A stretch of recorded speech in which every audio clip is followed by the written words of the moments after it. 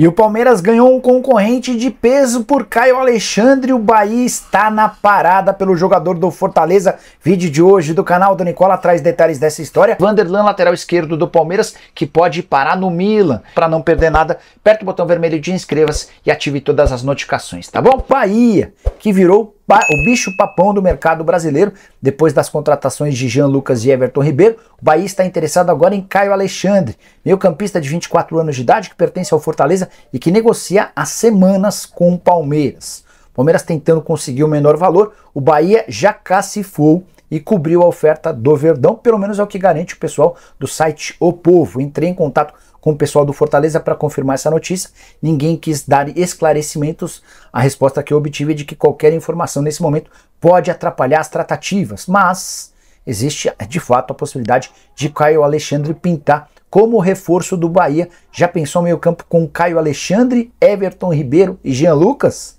Vai dar bom futebol, certo? Ainda tem um Cauli para completar esse quarteto. Só para arrematar sobre o Bahia, o jornalista Jonas Stelman afirmou que Caio Alexandre pode ser o camisa 9 que o Bahia busca para a temporada de 24.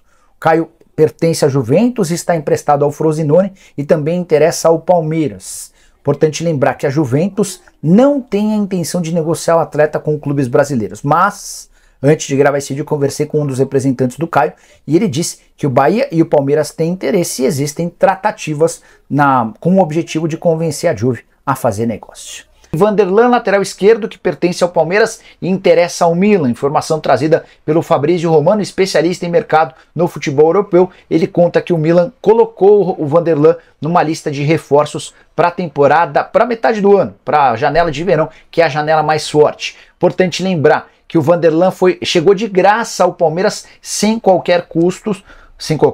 O Palmeiras tem 70% dos direitos econômicos, os outros 30% pertencem a um clube baiano que o revelou.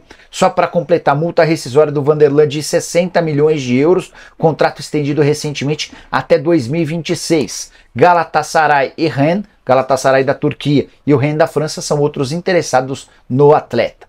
Assim como o Palmeiras, depois de sempre gosta de fortes emoções, né, na hora de negociar o Verdão, né? Impressionante, mas apesar disso tudo, não se arrependeu e fez uma boa contratação na minha visão. A chegada deste lateral, o Caio Paulista, que pode jogar também como um ponta esquerda em São Paulo, que custou aos cofres do Palmeiras cerca de 3 milhões e 700, 3 milhões e 800, dependendo do câmbio de euros, aproximadamente ali 18 milhões e uns quebrados de reais, uma boa pechincha e uma boa oportunidade de mercado. E azar do São Paulo, que não executou aquilo que tinha combinado. Ah, porque o Palmeiras tinha que ter avisado, porque não sei o quê. Gente, futebol é assim. Bobeou, dançou. O Palmeiras não forçou ninguém a fazer sacanagem, o Palmeiras não forçou ninguém a deixar de treinar e etc, etc. O que o Palmeiras fez foi perguntar ao empresário, que recebeu a comunicação de que o São Paulo não tinha executado a opção de compra na data estipulada pelo contrato, para saber se ele estava à disposição para negociar. Como o São Paulo não executou, ele perdeu o prazo que era dele. Faca e o queijo na mão era do São Paulo. Naquele prazo ninguém podia fazer nada, só o São Paulo. Se ele perde o prazo, é um bom jogador e tinha outras possibilidades no mercado, quem perdeu a chance foi o São Paulo. Foi o Júlio Casares, que contou com o ovo na caixota da galinha. Entendeu? Ah, porque já contratamos. Ah, aqui eu garanto. Mas garantiu e aí na hora de pagar ele olhou pro bolso. Ih, rapaz, esqueci a carteira em casa. Ih, rapaz, eu tô sem dinheiro nesse bolso aqui. Deixa eu pegar o celular aqui pra passar o Pix. Ih, travou o celular. Foi bloqueado o meu cartão. São Paulo, não é assim que funciona. Se quer o jogador, chega e compra. E o acordo era pegar parte da premiação da Copa do Brasil, naquilo que eu me informei, para comprar o Caio Paulista. E o São Paulo foi buscar outras alternativas no mercado e não contratou o jogador. Perdeu, né? E aí não adianta culpar o empresário, o A, o B e o C. Depois o São Paulo tentou parcelar mais do que devia, o São Paulo tentou envolver o jogador, o Fluminense falou, meu amigo, é o seguinte, já te deu uma baita de uma lambuja aqui. Você não aproveitou? Me desculpem, cara, tem gente aqui que quer pagar à vista. Ou pagar num prazo com muito melhores condições, como foi o Palmeiras, que pagou até mais do que o São Paulo, ofereceu o melhor contrato para o jogador, e a história se desenrolou em favor do técnico Abel Ferreira, que ficou impressionado com o bom futebol dele na temporada. Aliás, jogou muito bem, né? Foram 50 jogos com 7 participações em gols, parece pouco, mas para um lateral são números efetivos. 5 gols com 2 assistências. Se pegar os números dele no Fluminense trabalhando nos dois setores, tanto como um ponta pela esquerda como lateral, você vai pegar 2020, 21, 22 com 9 gols marcados e 8 assistências, ou seja, um jogador que tem essa participação bastante efetiva e foi moldado pelo técnico Fernando Diniz.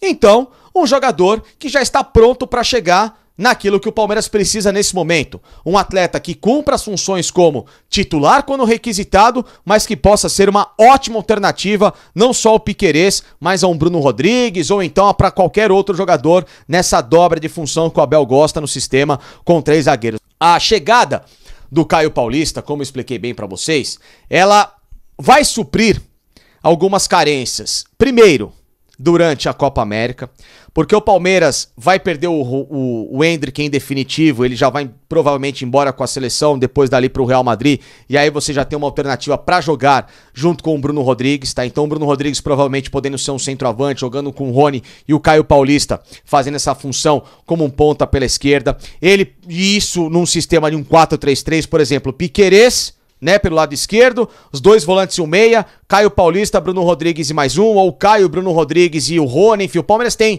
muitas possibilidades de ter um ataque um pouco mais diferente, ter o Dudu para voltar pelo lado direito do campo, então você já abre o leque naquele setor esquerdo. O Caio Paulista pode ser um ala num esquema com 3 zagueiros, seja esses 3 zagueiros de origem, seja um lateral pelo lado esquerdo aqui como um terceiro zagueiro, Piquerez, e ele fazendo essa função. O Piquerez já jogou assim. Pode ser inclusive um Caio Paulista jogando num 3-4-3, naquela espécie de um ponta aberto com o próprio Piquerez pela ala. Então olha só a gama de possibilidades que o Abel tem na chegada desse jogador. É um novo Roberto Carlos, é um cara para ir para a seleção brasileira agora, etc. Ainda não, mas ele tem um bom potencial tático para evoluir tecnicamente e se tornar uma grande peça nesse ano de 2024 que o Palmeiras sentiu falta de não ter tido nas temporadas anteriores, em que na hora que precisou encher o peito e ganhar fôlego no segundo semestre, as alternativas falharam. Palmeiras ganhou 2 brasileiros em sequência, é verdade, mas os outros objetivos de ir mais longe em Copas do Brasil e Libertadores, o Palmeiras acabou ficando pelo caminho em semifinais porque faltaram alternativas, né? Em 2023, por exemplo, o Palmeiras tinha só uma molecada boa no banco, que estava crua ainda. Faltaram esses atletas de média expressão, um Caio Paulista já rodado, já vencedor em camisas importantes como Fluminense e São Paulo, para chegar e dar opção ao Abel Ferreira. Uma chegada como, por exemplo, a do Bruno Rodrigues, um atleta que fez um grande campeonato brasileiro, mais versátil. Esses jogadores que não serão titulares, ou que se forem titulares vão brigar bem pela posição, eles vão entregar sem tirar a qualidade técnica da equipe principal do Verdão, que ainda acho que tem que contratar pelo menos mais 1 ou 2 peças de impacto. 2 jogadores para chegar e jogar, ou chegar e ficar ali na buzina, mas num bom sentido de, ó, chego para também querer a minha vaguinha. Um bom centroavante, porque o Palmeiras vai perder o Endrick. Um bom ponta ou meia pelo lado direito do campo, porque o Arthur tá de malas prontas pro Zenit. Então o Palmeiras vai precisar se coçar com atletas que cheguem para resolver sim. Não dá só para depender da molecada, né? E vai ter que ser muito cirúrgico no mercado. É importante contratar a composição de elenco como tem sido feito agora, essa reposição, claro, com um elenco mais enxuto, mais versátil, óbvio que sim.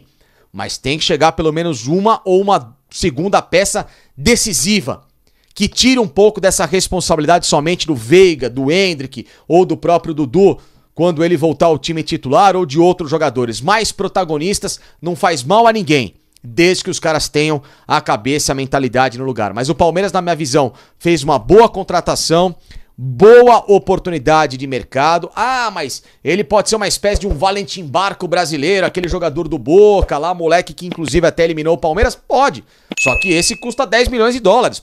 Pelo preço que o Palmeiras pagou pelo Caio Paulista, cerca de 18 milhões de reais, 3,7, 3,8 de euros e dólares ali na conversão, acho que são valores extremamente oportunos e que podem trazer muitos bons benefícios ao Verdão. Não é aquela contratação por hora que se fala, ah, chegou um bagre, não sei o quê, eu discordo de quem pensa assim. Pra mim, o Palmeiras contrata um jogador versátil, a pedido especial do técnico Abel Ferreira, azar do São Paulo que perdeu, mas que não pare por aí. Fala, torcedores do Verdão. Saudações alviverdes diretamente do coração da nossa amada academia. Mas antes de cairmos de cabeça na fofoca da vez, já sabem o ritual. Se esse canal é a sua fonte de informação do Palmeiras, fortaleça a família. Dê aquele like e se inscreva para não ficar por fora de nenhum lance. Combinado? Então, segura a emoção que tem uma informação de arrepiar cada fio de cabelo verde que a gente tem. Diretamente dos bastidores do Colosso Europeu, o Milan decidiu que é aqui, no nosso quintal, que quer fazer uma contratação de causar impacto. A nossa joia, a promessa da lateral esquerda, Vanderlan, entrou na mira deles. O craque Fabrício Romano, aquele que quando fala todo mundo para ouvir, trouxe a novidade de que a equipe de Milão tem os olhos bem abertos para o nosso menino de 21 anos para a janela de julho. É isso mesmo, diretamente da Academia para a Liga dos Campeões, time grande é assim, chama a atenção mundo afora. Mas segurem-se nas cadeiras porque a coisa não para por aí. O Galatasaray e o Rennes também estão na cola do nosso garoto. Parece que as propostas podem começar a chover a qualquer momento no palestra.